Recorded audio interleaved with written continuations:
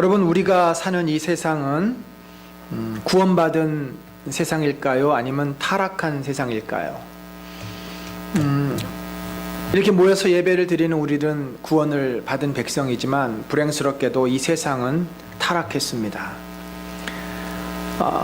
그렇다고 한다면 여기저기에서 정말 지옥과도 같은 그런 아주 처참한 일들이 벌어져야 하고, 또 이 땅은 정말 우리가 도무지 살 수 없는 곳이 되어야 하는데, 사실 우리의 현실은 그렇지 않죠. 어떤 의미에서 살만합니다. 우리 대한민국만 같아도 불과 50년 전, 아니 30년 전만 해도 참 여기저기 아픔이 있었는데, 지금은 얼마나 나라가 많이 발전이 되고 안정이 됐는지, 심지어 이 땅에 누리는 기쁨이 너무나 커서 행복해하는 사람들도 참 많습니다. 그렇다고 한다면 어떻게 이 세상이 타락했다, 이 세상엔 죄가 가득하다라고 말할 수 있을까요? 여러분, 여기에 우리가 하나 비밀이 있음을 알게 됩니다. 세상은 사실 이미 철저하게 타락해 있습니다. 우리가 그 속에 심기어진 그 죄악의 씨앗들, 감춰진 죄악의 모습을 다 읽지 못해서 그렇지 세상은 철저하게 파괴되어졌고 타락해져 있습니다. 하지만 하나님이 그 타락의 부패를 지금 막고 계시는 거죠. 하나님께서는 마지막 날 분명히 이 세상을 심판하실 것입니다. 그러나 그때가 오기 전까지 하나님의 간절한 소망은 무엇입니까? 이 땅의 백성들이 아버지께 돌아오는 일입니다. 마치 탕자 비유에서 아버지가 그 탕자가 돌아오기를 아직도 거리가 멀지만 늘 집 밖에 나가서 그 아들의 돌아오는 시간을 기다리신 것처럼, 따라서 이 세상은 하나님의 보호하심과 지키심 속에서 이 타락이 때로는 유보되고 때로는 그 타락을 하나님께서 막으시는 거죠. 이것을 우리가 일반 은총이다 이렇게 부릅니다. 그러니까 믿는 자에게도 은혜를 주시지만 믿지 않는 자에게도, 믿지 않는 백성에게도 하나님이 살아갈 수 있도록 은혜를 주시는 것이죠. 예수님은 악인과 선인에게 비와 해를 하늘 아버지께서 똑같이 비춰주신다고 말씀하십니다. 어떤 것이 일반 은총인가? 바로 우리 인간이면 가지고 있는 인간의 어떤 양심이라는 것이 있습니다. 또 인간에게는 인간의 존엄성을 추구하고자 하는 마음이 있습니다. 선을 또 이루려고 하는 사람들도 있어요. 그래서 하나님을 몰라도 아주 선하게 살려고 하는 사람들이 있습니다. 하나님께서는 이 역사 속에서 정부를 만드셨어요. 그래서 정부가 무슨 역할을 합니까? 질서를 유지하고 악인을 벌하고 선인을 격려하는 이런 권선징악을 이제 이루는 역할을 정부가 또 하기도 합니다.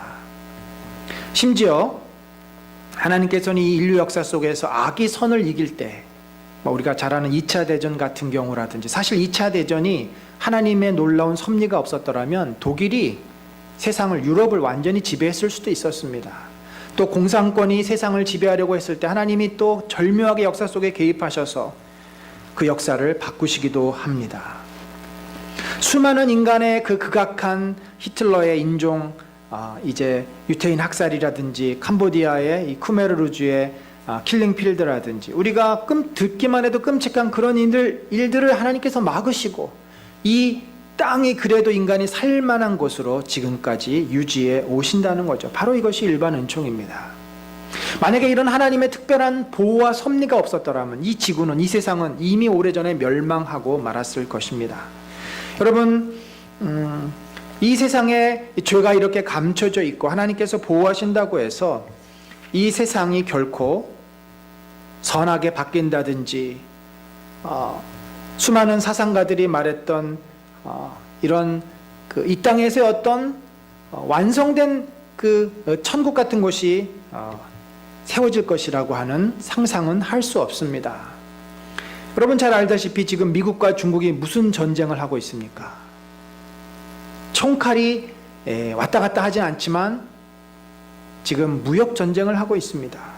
현대에는 전쟁을 하지만 때로는 외교 전쟁을 하고 무역 전쟁을 하고 수많은 전쟁을 하고 있습니다. 실제로 또 IS는 괴멸이 되고 말았습니다. 그러나 또 그 다음에 뭐가 나올까요?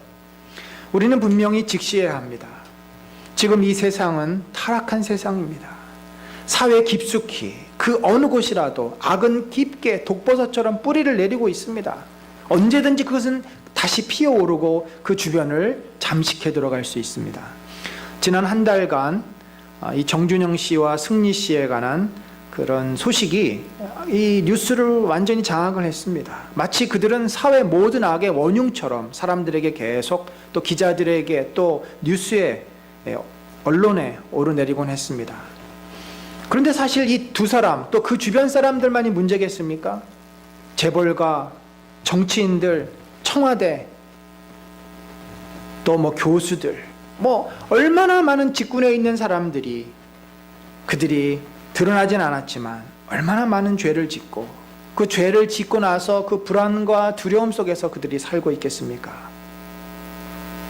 여러분, 우리가 이 땅이 타락해 있다는 것, 타락의 실체가 뭔지, 죄의 실체가 뭔지를 알아야 우리가 성도로서 이 하나님을 믿고 살아간다는 이 믿음의 삶이 무엇인지도 바르게 알 수 있는 것이죠. 오늘 그래서 우리가 이 기독교 세계관, 세계를 바라보는, 세상을 바라보는 우리의 두 번째 시각, 이 타락에 대해서 함께 나누기를 원합니다. 오늘 본문에 최초의 인간이 타락하게 되는 장면, 선악과를 따먹는 장면을 함께 우리가 읽었습니다. 이 장면을 보면 죄의 본질이 무엇인지를 알 수 있습니다.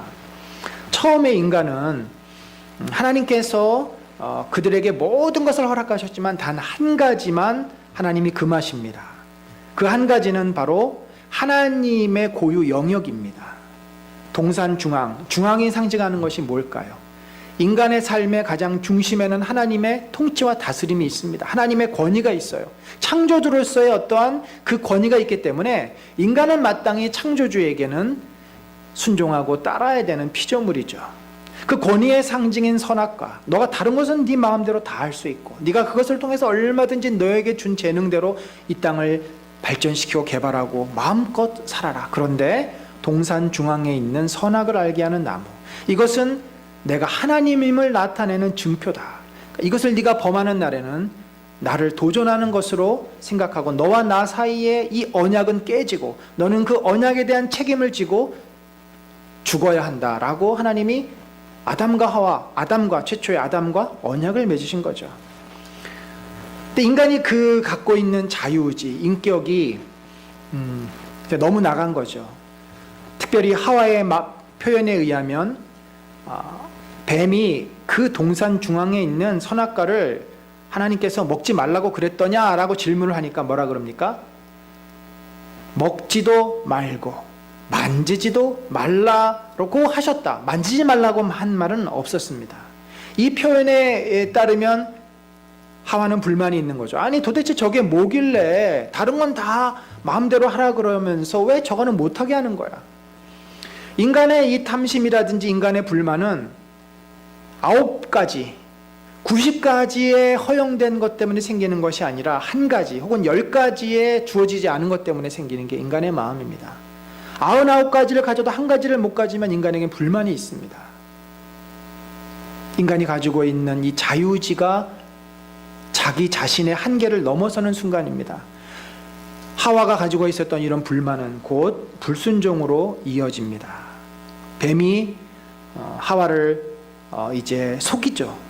뱀은 항상, 사탄은 항상 거짓말하는 자, 속이는 자입니다. 우리가 늘 속습니다. 죄를 질 때 보면 항상 속아요. 정확한 사실과 객관적인 증거에 의해서 우리가 행동하지 않습니다. 우리는 그렇게 믿지만 사실은 속는 거예요. 뒤돌아놓고 보면은 내가 스스로를 속이고 있고 혹은 다른 사람의 말에 속았고, 무엇 때문에? 내 탐욕과 내 이 마음의 어떤 열망, 욕망 때문에 우리는 속습니다. 사단의 이 유혹에 속아 결코 죽지 아니하리라, 죽게 되는데 죽지 아니하리는 거짓말하니까 그 말이 더 크게 보이는 거죠. 그래서 사람은, 지혜가 없는 자는 올바르게 판단하지 못하는 이유가, 지혜는 뭡니까? 사물을 하나님의 시각으로 제대로 보는 건데 그 지혜가 없으면은 내 욕망에 따라 선택을 하게 돼요. 그러니까 분명히 이 길이 아닌 걸 알면서도 욕망에 의해서 그 길을 가고 그 선택을 하게 된다는 겁니다. 그러면서 결정적인 떡밥을 던집니다.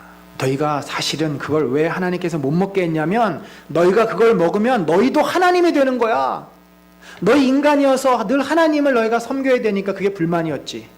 너 뭐하러 그러니? 너도 하나님 될 수 있어. 너도 하나님과 같이 모든 것을 알고 선도 악도, 악도 알고 모든 것을 아는 그런 신이 될 수 있어. 인간은 역사 이래 신이 되고 싶은 욕망에서 늘 시달립니다. 그리스 로마 신화가 그것을 말해주고 있지 않습니까? 인간이 신은 못 되니까 신이 됐으면 어떨까라고 상상하며 쓴 신화. 하나님같이 될 것이다. 결국 이 말에 아담과 하와는 넘어가고 맙니다. 결국 죄의 본질은 뭘까요? 죄의 본질은 이 어떤 선악을 아는 나무를 실과를 먹었다고 하는 그 행위 자체보다는 그것이 가지고 있는 의미죠. 그 먹고자 하는 동기, 그 원인이 뭐예요? 바로 하나님처럼 되고 싶은 인간의 교만함. 하나님의 영역을 넘어서서 침범한 바로 인간의 오만, 불손, 방자함이 그 죄의 시작입니다. 우리는 피조물이기 때문에 하나님의 말씀에 순종할 의무가 있어요. 이 선악을 알게 하는 나무가 없었더라면 인간은 하나님하고 차별을 별로 가질 게 없습니다. 인간은 하나님의 명령을 어기고 창조주를 무시합니다. 결국 선악과를 먹음으로써 나도 하나님이 될 거야 라는 그 욕망 때문에 그날 이후, 그 순간 이후 죄의 지배를 받게 됩니다. 사단의 유혹에 넘어가서 사단의 지배를 받게 되는 거죠. 오늘날도 결국은 우리 죄의 본질이 무엇이냐면 내 왕국을 세우려는 것입니다. 내 직장에서, 내 가정에서, 이 사회에서 내 왕국을 세우고 내가 제일 큰 그 정점에 올라서 내가 하나님처럼 되려고 하는 것이 모든 죄의 그 밑바탕에 깔려 있습니다. 인간이 이렇게 타락을 했습니다. 타락한 결과 인간에게 주어진 그 고통은 무엇입니까? 첫 번째로 수치심을 그들이 갖게 됩니다. 모든 인간의 정서의 밑바탕에는 수치심이 있습니다. 아담과 하와가 그전에는 옷을 입지 않았지만 서로가 부끄럽지 않았어요. 부부여서 부끄럽지 않은 게 아니라 그런 수치심이 없었어요. 너무나 여러분 수치심이 없는 대상은 우리 아이들 아닙니까? 아이들. 우리 집에 이제 아이들 보면은 1살, 2살 때 이렇게 모욕하다가 찍은 사진들 보면 전혀 아이들이 옷을 벗고 찍어도 본인도 수치스럽게 생각 안 하고 어른들도 수치스럽지 않게 생각합니다. 그러나 점점 자의식이 생기면서 우리는 수치심을 느낍니다. 그러니까 아담과 하와가 어린아이처럼 순전했는데 죄를 짓고 나서는 자의식이 생기고 서로의 그 벗은 몸이 수치스럽게 여겨지는 거예요. 그 말은 뭐예요? 이미 그 마음속에 죄가 들어가서 상대방을 있는 모습 그대로 볼 수 있는 눈을 잃어버린 것입니다. 또한 두려움이 그 마음에 찾아옵니다. 하나님께서 아담과 하와를 부르십니다. 그랬더니 그들이 어떻게 했어요? 하나님의 얼굴을 피해서 동산 나무 사이에 숨었습니다. 무엇입니까? 두려운 거죠. 죄를 짓고 나서 그 죄의식에 대한 두려움이 우리 마음에 들어옵니다. 늘 그래서 인간은 두려움이 있어요. 내가 어떻게 잘못될까봐, 내가 어떻게 나에게 고통이 찾아올까봐, 내가 무슨 문제가 생길까봐 늘 두려워합니다. 수치심과 두려움은 우리 마음의 가장 기본적인 정서로 자리를 잡습니다. 뿐만 아니라 인간은 서로를 있는 모습 그대로 보지 못하고 또 자기 자신의 책임을 회피합니다. 하나님께서 아담아 네가 왜 그렇느냐라고 질문을 하시니까 하나님이 나에게 주신 여자 그가 강조하는 거죠. 여자 그녀가 그 나무 열매를 내게 주었으므로 내가 먹었나이다. 나는 먹고 싶지 않았는데 저 여자가 자꾸 먹으라니까 어쩔 수 없이 먹었어요. 하와야 내가 어찌하여 그렇게 했느냐. 아니 나는 안 먹으려고 했는데 저 뱀이 나한테 와서 이렇게 꼬드겨가지고 내가 어쩔 수 없이 먹었습니다. 우리가 문제가 생기면 솔직하게 잘못했습니다. 이것은 내 책임이고 내 실수입니다. 라고 말한다는 것은 참으로 어려운 문제입니다. 우리는 다 회피를 하고 남의 탓을 합니다. 결국 이러한 내면의 타락에 이제 그 흔적들이 생기게 됩니다. 뿐만 아니라 하나님이 인간이 타락한 이후로 인간과 언약이 파괴되어지고 그 파괴되어진 결과로 저주가 선포됩니다. 원래 고대 근동에서 언약을 맺을 때 언약을 지키면 축복이 주어지고 언약을 파괴하면 그 파괴의 대가로 죽음과 저주가 임할 것을 분명히 선언을 합니다. 어떤 저주가 임했습니까? 땅이 내게 가시덤불과 엉겅퀴를 낼 것이다. 이게 무슨 말이에요? 환경이 이제 파괴가 된다는 겁니다. 노아의 홍수 이후로 인간의 수명이 확 줄어듭니다. 그리고 사막지대가 생기고, 그전에는 지구 어디나 사람들이 자연스럽게 먹는 것을 해결할 수 있었는데 노동을 해야지 이제 먹을 수 있는 시대가 찾아온 것입니다. 말라위에는 우리 안 선교사님을 통해서 들으니까 홍수가 나서 집들이 무너지고 교회도 무너지고 그런 어려움을 겪고 있습니다. 그런데 지금 우리 동해안 건조하고 강풍이 불어대서 산불이 크게 일어나지 않았습니까? 또 뭐 세계 곳곳에 지진이 있는 곳도 있고, 이 모든 자연재해, 인간이 이제는 가만히 있어서는 먹고 살 수 없고 이 자연이 가져다 주는 무서운 재해 속에서 우리가 고통을 당하는 그 일이 이제 시작이 된 거죠. 또 인간 스스로도 저주를 받습니다. 남자에게 먼저 하나님께서 저주를 합니다. 남자가 그 가정에 책임을 진 자이기 때문에 먼저 남자에게 저주를 합니다. 땅은 너로 말미암아 저주를 받고 너는 내 평생에 수고하여야 내 소산을 먹으리라. 여기 수고라는 말이 고통이라는 말이에요. 아주 고통스러운 수고를 말합니다. 우리 우리 형제들, 사실 직장 생활한다는 것이, 가족을 부양하기 위해서, 먹고 살기 위해서 일한다는 것이 보통 힘든 일이 아닙니다. 얼마나 어려운 일입니까? 무슨 일을 하던, 뭐 정신노동이든 육체노동이든 뭐 무슨 일이든 다 힘들고 쉬운 일이 하나도 없어요. 다 거기에는 땀이 있어야 되고 정말 때로는 눈물이 있어야 되고 그런 수고가 뒤따라야 우리가 먹고 살 수 있게 된 것이죠. 그래서 우리는 노동이 자아실현이 아니라 사실은 고통입니다. 평생 이 짐을 짊어져야 되는 거예요. 여자들은 어떤 또 저주를 받습니까? 내가 내게 임신하는 고통을 크게 더하리라. 그러니까 그전에는 임신하는 게 고통이 아니었는데 이 임신하는 것 자체가 고통이고, 그리고 임신을 해서 출산하는 것도 고통이고, 더 나아가서는 자녀를 양육하고 키우는 것도 고통이 되는 거죠. 내가 수고하고 자식을 낳을 것이며, 이 수고 고통 다 같은 말입니다. 결국 이 엄마로서 육아를 담당하는 일이 보통 어렵고 힘든 일이 아닙니다. 그래서 요즘 사람들은 아예 결혼을 안 하려고 해요. 또 결혼을 안 할 뿐더러 결혼을 해도 아이를 낳지 않으려고 합니다. 이게 너무 힘드니까. 근데 여러분, 결혼을 해서 아이를 안 낳아도, 아이를 안 낳으면 뭐예요? 일을 하죠. 그럼 또 역시 노동의 고통을 감당해야 됩니다. 한마디로 인간은 타락한 이후로 사는 것 자체가 고통스럽게 됐습니다. 우리는 생존을 위해서 수고하고 애써야 하고 그냥 하루하루 사는 것 자체가 고통스러운 거예요. 그게 바로 죄의 결과이죠. 우리가 죄인이라는 것, 이 땅이 저주받았다라는 것은 우리의 삶이 고통이 있다는 것을 통해서 증명이 됩니다. 그런데 여러분, 더 심각한 것은요, 우리는 이 땅에서 영원히 사는 것이 아닙니다. 분명히 우리에게는 죽음이라는 것이 있습니다. 하나님이 선포한 그 언약에 따라 우리는 죽게 됩니다. 그리고 그 죽음 이후에는 우리가 살았던 이 삶에 대해서 책임을 묻습니다. 하나님은 하나님이 세우신 기준에 따라 인간을 심판하시겠다고 말씀하셨습니다. 창세기 2장에 보면은 나무의 열매는 내가 이무려 먹되 선악을 알게 하는 나무 열매는 먹지 말라. 내가 먹는 날에는 반드시 죽으리라. 이게 언약, 약속을 하신 거예요.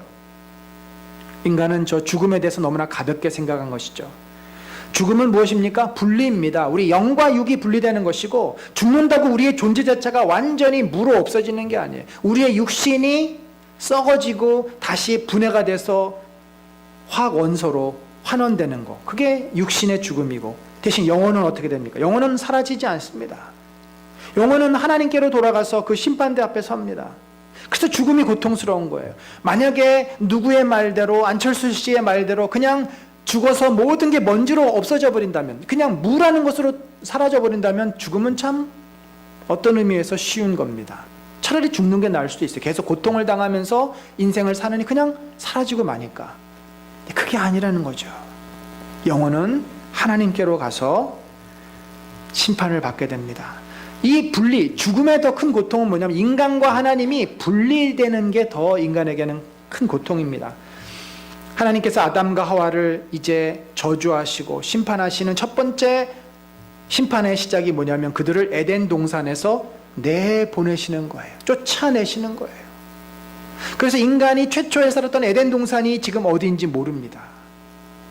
이 에덴 동산은 모든 것이 말하자면 완벽한, 마치 실험실에서 어떤 조건을 완벽하게 갖추는 것처럼 하나님 인간의 살기에, 하나님과 영원히 살기에 아무런 부족함이 없는 그런 공간을 만드셨는데, 그 공간에서 인간이 쫓겨나고 나서는 인간은 죽어야 하고 저주받은 땅에서 살아야 하고 하나님을 만날 수도 없고, 그런 현재 우리가 사는 이 땅의 삶으로 인간이 내어 쫓기게 된 것입니다.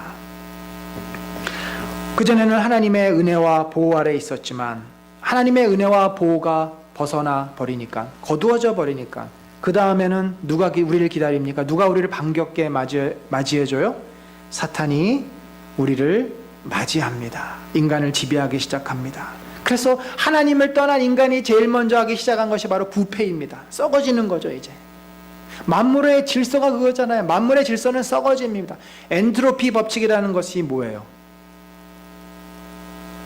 이 만물이 다 사라진다는 거잖아요. 이제 원소의 어떤 이 집결도가 흩어진다는 거 아니겠습니까? 분자가 흩어진다는 거 아니에요. 그게 다 분해고 썩어지는 겁니다. 인간은 하나님의 그 보호에서 벗어난 이후에 가인이 무엇을 했습니까? 아벨을 죽입니다. 그리고 얼마 안 있다가 라멕이라는 사람이 또 사람을 죽이고서 이렇게 얘기해요. 가인을 위해서는 7배 보복을 했지만 라멕을 건드리면, 나를 건드리면 내가 77배 보복을 할 것이다. 이 땅이 더 악해지고, 얼마나 악해졌는지 창세기 6장에 가면 뭐가 나타나죠? 하나님께서 인간을 창조하신 것을 후회하게 됩니다. 이제는 그 땅에 모든 악이 그냥 가득 찼어요. 아담과 하와가 에덴 동산에 쫓겨난 이후로 그 자손들이 번성하면서 결국 생긴 것은 이 땅이 죄악으로 가득 차는 것이었습니다. 그리고 하나님께서 후회하시고 인간을 홍수로 심판하십니다. 여러분, 결국 인간은 자신이 하나님이기 때문에 절대 하나님의 말, 누구의 말을 듣지 않습니다. 자기 자신이 원하는 대로 삽니다. 그것이 이 죄악된 세상을 만든 거죠. 인간은 이렇게 죄를 지었기 때문에 하나님이 그 죄에 대해서 심판하신다고 말씀하셨습니다.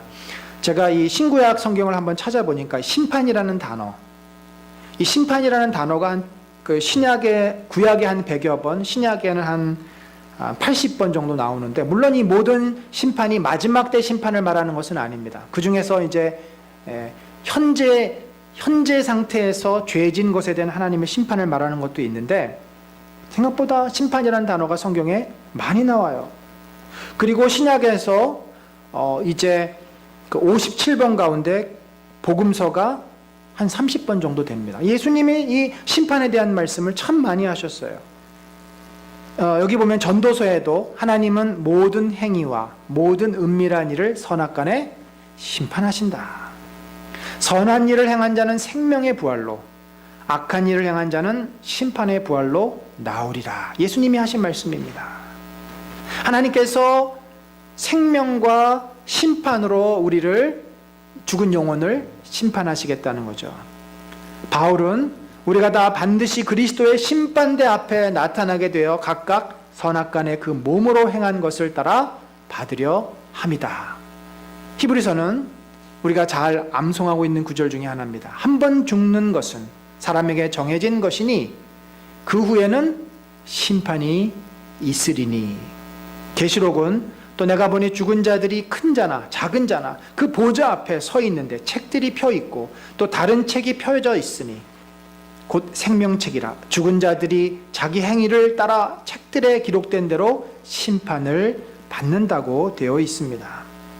하나님을 떠나 죄를 짓기 시작한 인간은 죽은 후에, 영혼과 육신이 분리된 후에 그 행위에 대해서 하나님 앞에 반드시 심판을 받는다고 성경은 계속해서 과거에서부터 또 신약에 이르기까지 반복적으로 말씀하고 있습니다.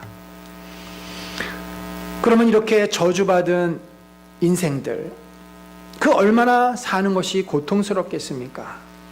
사실 오늘날 많은 사람은 행복을 위해서 산다고 하지만 제가 보는 시각에서는 행복하기 위해서 산다기보다 고통에서 벗어나기 위해서 산다고 하는 표현이 더 정확하지 않나 싶습니다.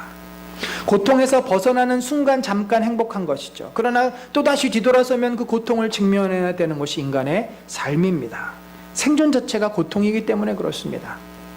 우리의 일생을 돌이켜보면 그렇잖아요. 어렸을 때는 그 어린 시절이기 때문에 얼마나 많은 위험 앞에 노출이 됩니까? 아이들은 그냥 가만히 있어도 병에 걸려요. 면역이 약합니다. 아이들은 늘 병치를 하면서 커요. 아이들은 사리 판단, 분별을 못하기 때문에 늘 사고의 위험이 있습니다. 그냥 생존이 위험이에요. 사춘기가 되면은 아이들이 또 그 사회, 우리나라는 우리나라대로, 또 다른 나라는 다른 나라대로 그 사회에서 성인이 되기에, 자기 인생을 책임지는 성인이 되기 위해서 얼마나 또 생존 경쟁 속에 그 아이들이 시달립니까?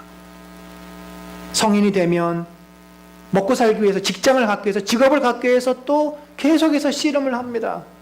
직업을 가지면요, 언제 내가 여기에서 그만둘지 모른다고 하는 두려움과 불안 속에서 살아가고, 또 은퇴를 하면 여생을 어떻게 보내야 되나 또 고민을 하고, 인간의 삶은 고통에서 벗어날 수가 없습니다.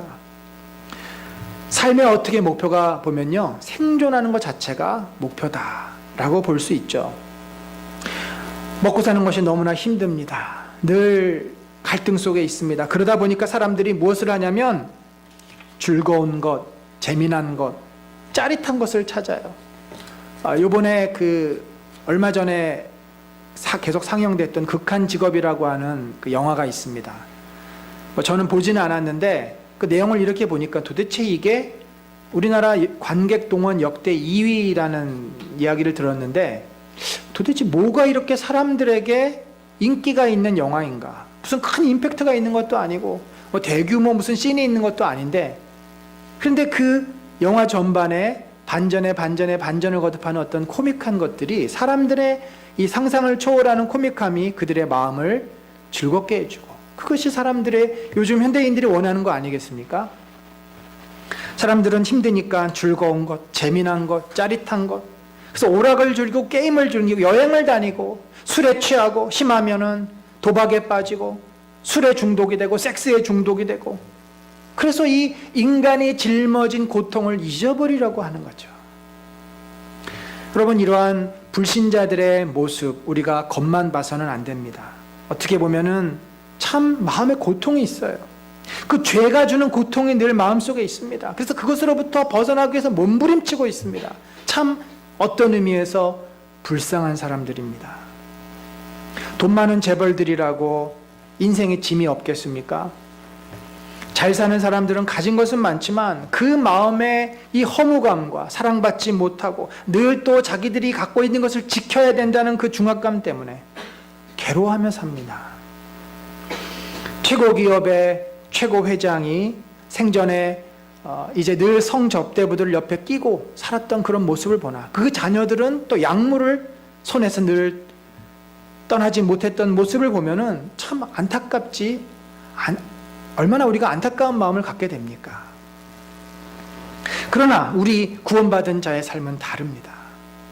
하나님을 모르는 자들은 어차피 인생이 허망한 거예요. 인생이 허망한 거 아니겠습니까? 그러나 우리는 다릅니다. 하나님께서 인간을 저주하셨지만 인간에게 소망도 주셨습니다. 뭐라 그러셨냐면 창세기 3장 15절, 내가 너로 여자와 원수가 되게 하고 내 후손도 여자의 후손과 원수가 되게 하리니, 여자의 후손은 내 머리를 상하게 할 것이요 너는 그의 팔꿈치를 상하게 할 것이다. 여기서 너로라고 하는 너는 사탄을 말합니다. 사탄과 여자의 후손, 여자의 후손은 바로 아담에게서부터 시작해서 하와에게서부터 시작이 돼서 우리 가운데 오신 예수 그리스도를 말합니다.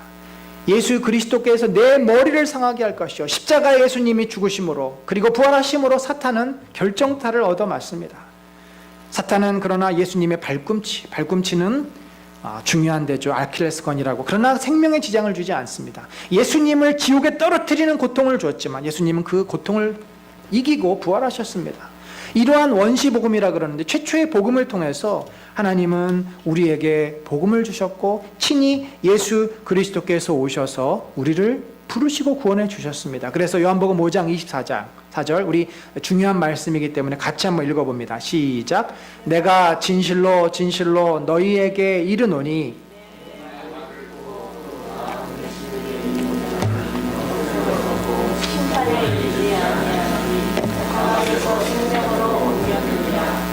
예, 이미 우리는 예수 그리스도를 믿고 이 땅을 살아가지만 아직 우리가 죽지 않았지만 이미 영생을 얻었습니다. 그리고 이미 우리는 심판을 이 멸망과 저주의 심판을 받지 않습니다.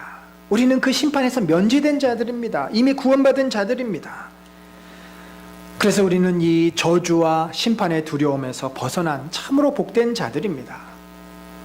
물론 그렇다고 우리가 이 땅을 살면서 이 노동과 또 자녀 양육, 가사의 그 저주에서 벗어나 있지는 않습니다.